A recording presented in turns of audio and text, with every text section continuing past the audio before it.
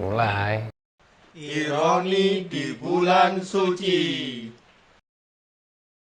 Assalamualaikum, ketemu lagi bareng aku Dika dan Mas Zaki di spesial booster Ramadan Ironi di bulan suci. Nah, kemarin kita udah bahas ironi-ironinya seputar ritual yang mungkin identik banget ya dengan Ramadan, dan satu ini sih sebenarnya juga identik gitu. Dan teman-teman mungkin ya menjadi budaya gitu ya kalau di Indonesia. Nah, apa itu ironi yang kita bahas sekarang tentang tadarus? Ironinya tadarus di mana gitu? Mungkin nggak kepikiran ya. Kan bagus baca Quran di bulan Ramadan. Nah, tapi kebanyakan kasus tiap orang tuh, nggak tiap orang sih ya, kebanyakan orang mungkin gini Mas. Jadi dia semangat banget membaca, tapi makhrajul hurufnya masih jelek gitu. Ain jadi ngain gitu mungkin kan, atau Itu cuma di Jawa. Itu. ya cuma di Jawa. Luar Jawa nggak ada. Oke, terus mungkin F jadi fa jadi pa gitu ya, huruf fa jadi pa gitu, orang Sunda mungkin ya nggak semua tapi ya. Terus H jadi H gitu kan.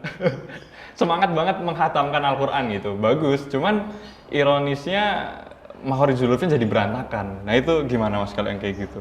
Ya. Yang pertama, keutamaan baca Quran di bulan Ramadan itu emang jos banget ya. Jadi karena memang bulan Ramadan itu salah satu julukannya adalah Syahrul Quran. Bulan ya Quran. Bulan Quran. Ya, tentu tidak ada hubungan dengan Syahrul Gunawan. Ya. Yang jelas bulan Quran, maka kita juga harus memaksimalkan momen Ramadan ini untuk membaca Al-Quran. Nah memang pada hari ini agak aneh karena nggak ada timernya, ya kan? Sehingga nggak tahu nih sudah sampai jam berapa. Cuma yang jelas kita harus tetap lanjut karena judulnya tadarus gas terus. Jadi ini digas terus Kita malah. harus gas terus. Ya. Biarin aja kita nggak tahu ini berapa menit. Oh akhirnya dikasih. Oh iya, alhamdulillah sadar dia. Jadi Rasulullah SAW itu kan pernah bersabda ya, bahwasanya pahala baca Quran itu dilipat gandakan. Itu secara umum ya, jadi bukan di bulan Ramadan aja, tapi secara umum. Rasul itu bilang, la aqulu alif lam mim, alif harfun, lam harfun, wa mim harfun. Tapi aku tidak mengatakan bahwa alif lam mim itu satu huruf. Maksudnya alif lam mim itu satu. Oh dianggap satu huruf gitu dianggap ya? Satu, sorry ya. Jadi justru alif itu satu huruf, kemudian lam itu satu huruf, dan mim itu satu huruf. Jadi yang dihitung itu bukan per kata, tapi per huruf. Nah per hurufnya itu dikali 10. Ya kan? Bayangin aja kalau kita baca alif lam mim aja udah dapat 30. Nah kalau kita baca Al-Baqarah ada 286 ayat, ada berapa huruf di situ yang kemudian menjadi pahala buat miliaran kita. kali.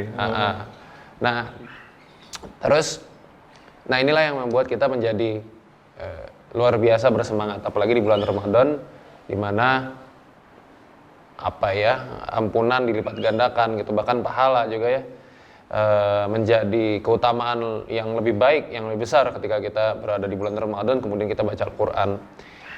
Nah, ini lingkungan juga membantu banget bikin kita jadi rajin baca Al-Quran.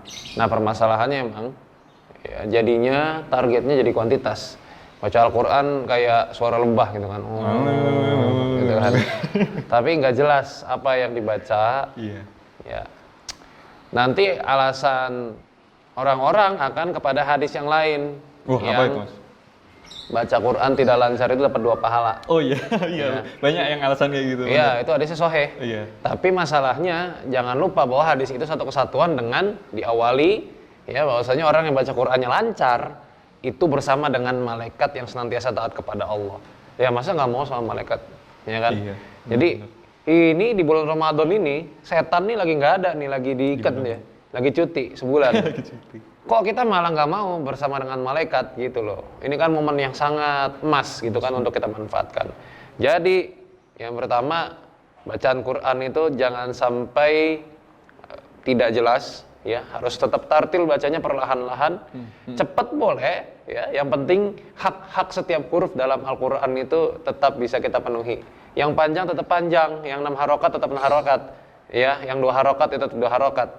Kemudian hak-hak huruf itu, ya, makharijul hurufnya juga harus jelas, gitu. Wah, 6 harokat atau 6 harokat. Biasanya aku 6 tak jadiin 2. Soalnya kan nggak berubah artinya.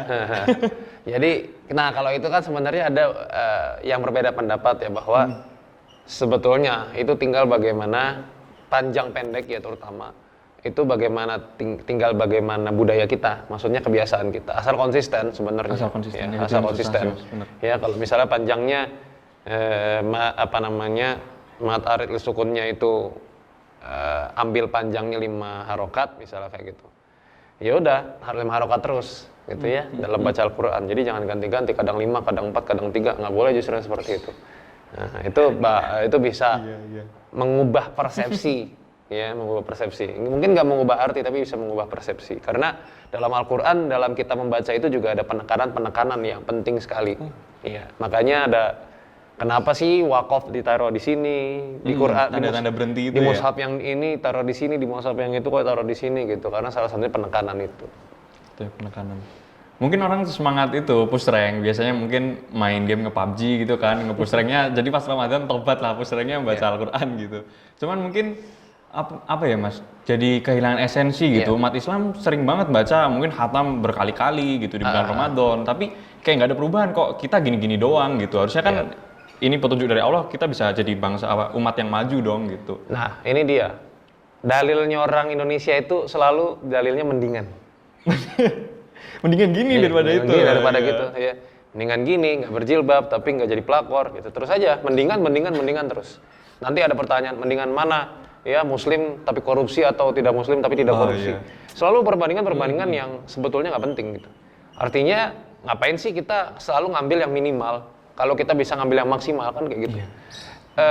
Yang terjadi di Ramadan itu juga kayak gitu. Kenapa sih orang-orang ini selalu aja ngomong, pertanyaannya itu selalu diulang lagi. Ustadz, saya tuh sebetulnya bacaan saya kurang bagus, tapi saya pengen dapat keutamaan baca Al-Quran di bulan Ramadan. Gimana terus? Ustadz? Ini saya tahu orang seperti ini, bukan suzon, cuma berdasarkan pengalaman. Itu kebanyakan orang bertanya kayak gitu tuh pengen dibilang nggak apa-apa, mendingan. Gitu.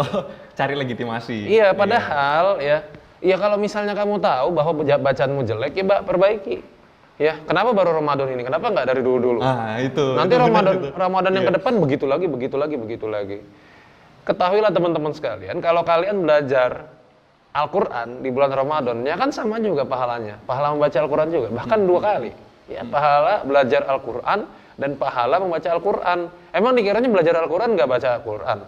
Ya itu sama. konsep itu ya, mindsetnya itu. Iya, dapat pahala juga dong. Jadi kalau misalnya memang bacanya kurang bagus, jangan kejar kuantitas hafalan dulu, kuantitas hataman dulu, tapi kejar kualitas bacaan dulu. Gitu. Nanti kalau kualitas bacaan sudah bagus, sudah mulai bisa baca cepat, itu nggak masalah. Ya, yang paling penting tadi Al-Quran itu jangan sampai kita baca tapi nggak bikin perubahan apa-apa bagi diri kita. Karena ingat, ya Allah Subhanahu Wa Taala berfirman, "Hada hudal linnas." Ya, ini petunjuk bagi hada bayanul linnas. Ini bayan atau penjelasan bagi manusia. Wahudan wa mau'izatan lil muttaqin. Ya, dan petunjuk juga nasihat bagi orang-orang bertakwa. Jadi buat semua manusia Al-Quran ini bayan atau penjelasan. Tapi buat orang-orang bertakwa ini bisa jadi petunjuk dan nasihat. Artinya kalau orang yang bertakwa beriman dengan sebenar-benar iman, kalau dia baca Al-Quran harusnya ada perubahan yang terjadi. Harusnya. Gitu. Iya. Cuman sayangnya itu tadi ya, mungkin barangkali ya nggak suudzon juga sih Mas, tapi mungkin gengsi. Biasanya yang lain teman-teman pada khatam kalau Ramadan lah, kalau aku nggak khatamin nggak enak lah. Malu nanti kalau ditanya kamu udah khatam berapa gitu. Tapi kepaksa ya udahlah, masih jelek nggak apa-apa lah, yang penting khatam gitu. Maka kita juga harus membangun budaya yang baru. Soal ibadah tuh jangan gengsi-gengsian. Justru soal ibadah itu kalau misalnya berlomba-lomba itu nggak masalah, tapi jangan dijadikan satu ajang ya. Maksudnya gini loh, biar bisa kita menjadikan teman kita sebagai patokan. Nih, ini si Dika nih kalau sholat tahajud luar biasa khusyuk. Ini kalau baca Quran luar biasa bagus. Boleh kita jadikan patokan, tapi jangan dijadiin ajang perlombaan gitu loh. Ya, jadi masa sama ibadah aja gengsi gitu loh, nggak usah gengsi-gengsian, santai aja. Ya, kalau dibilang belum khatam ya belum khatam, nggak apa-apa. Ya kalau dibilang memang masih bacaannya masih buruk ya masih buruk, nggak apa-apa. Jadi justru dalam ibadah kalau kita menyatakan kepada orang serendah-rendahnya justru itu lebih aman. Kalau orang lihat kita soleh, kalau orang lihat kita baik, itu justru yang bahaya. Nanti orang akan minta hujah kepada kita, akan minta fatwa kepada kita. Ya karena nggak ada satupun orang soleh yang ngaku dirinya soleh. Iya. Gitu. Jadi setiap orang kalau misalnya dia beribadah dengan ibadah yang benar, dia pasti nggak mau orang tahu. Dia sembunyiin itu. Sembunyiin pasti. Ya, kecuali memang ibadah-ibadah yang harus orang tahu. Misalnya zakat, nggak bisa tuh kita sembunyi-sembunyi. Ya, kalau kita sembunyi-sembunyi nggak ada yang tahu dong kita berzakat. Kalau jamaah ke masjid gitu, Iya. itu jelas-jelas ya. Minimal kan ya minimal amilnya tahu. Ya, amilnya tahu kalau dia berzakat. Mungkin ini ada kaitannya sama soal sholat tarawih juga yang kemarin sih Mas. Jadi harus ngubah mindset ya, jangan nggak cuma kuantitas doang, tapi kualitasnya harus ditingkatkan gitu. Betul, semua hal ya, nggak cuma ibadah saya rasa. Kayak misalkan kerja, ya, kayak misalkan sekolah, itu semua juga harus kita tertuju pada kualitas bukan kuantitas. Kayak misalnya punya istri juga gitu, ngapain punya istrinya banyak 4 gitu kan, tapi nggak berkualitas, mending 1 tapi berkualitas, ya kan? Tolong diedukasi ini. Coba-coba deh ngomong gitu. Loh tapi pusing loh mikirin istri 4 tuh, masalahnya bukan cuma istrinya yang 4, mertuanya 8 loh. Gimana cara ngadepin iya. mertua 8, ya kan? Itu pun kalau misalnya mertuanya nggak poligami. Loh, Ya kok kan? gitu? Kalau mertuanya poligami juga makin banyak Wah, mertuanya. pusing. Ya udah deh. Wes rabi se. Itu dulu Wah. obrolan kita buat Ironi hari ini. Sampai ketemu lagi di episode berikutnya. Stay tune terus ya. Jangan lupa subscribe channel Teras Dakwah, follow IG @zaki_zr dan @adika.pk. Terima kasih. Assalamualaikum warahmatullahi wabarakatuh. Waalaikumsalam.